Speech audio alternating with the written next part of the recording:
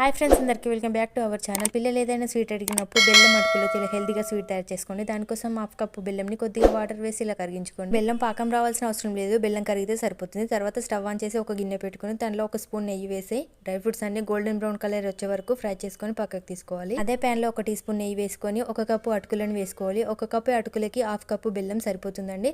అటుకులు ఇలా క్రిస్పీగా అయ్యేంత వరకు ఫ్రై చేసుకొని పక్కకు తీసి పెట్టుకోవాలి. అందులోనే 1 కప్పు అటుకులకి 4 కప్పుల పాలు పోసుకోవాలి. నేను 3 కప్పుల పాలు 1 కప్పు వాటర్ వేసుకున్నాను. మీ దగ్గర పాలు ఉన్నట్టయితే పాలు పోసుకోండి. పాలు బాగా వేడి ఇలా పొంగొచ్చిన తర్వాత మనం ఫ్రై చేసుకున్న అటుకులను వేసి అటుకులను బాగా ఉడకనివ్వాలి. మనం ముందుగా కరిగించుకున్న బెల్లం సిరప్ని ఇలా వడపోసుకోవాలి.